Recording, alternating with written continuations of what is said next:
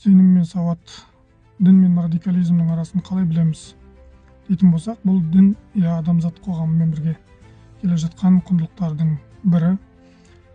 Әрбір қоғамда белгілі бір сенім негіздерінің болуы, заңдылық және адамның ішінде де дінге қатысты сенімдердің болуы, заңдылық табиғи жағдай деп айтуға да болады. Яғни дін деген дүние бұл адамның жүрегінде, рухындағы бар нәрсе.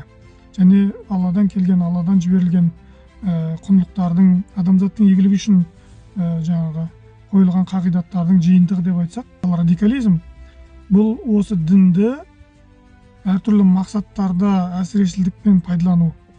Яғни егер мен осы дінді пайдалана отырып, немесе адамдардың басын қоса отырып, басқа бір мақсаттарды көздейтін болсам, болмаса дүниедегі мүдделер үшін дінді әсірелендіретін болсам, яғни жаңа Құдай жолында соғысу, Құдай жолында мынаған ие болу деген сияқты қазір әртүрлі желеулерді жасап, ол діндегі категорияларды пайдаланып, ол өз мүддеме немесе қандай да бір топтың, қандай да бір саясаттың, қандай да бір мемлекеттің мүддесіне қарай әрекет жасайтын болсам, радикализм, әсірешілдік, шектен шығушылық, ол жеке бастың адамда жеке жағдайларда болады. Кейде мысалы адам мен діндар болам деп өзін қинап жіберуі де мүмкін.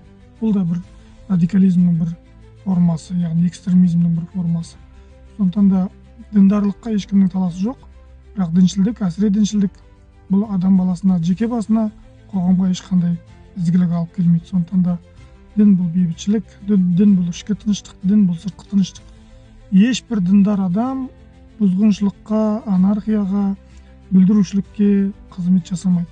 Егер қызмет жасайтын болса, оның діндарлығында күмән бар.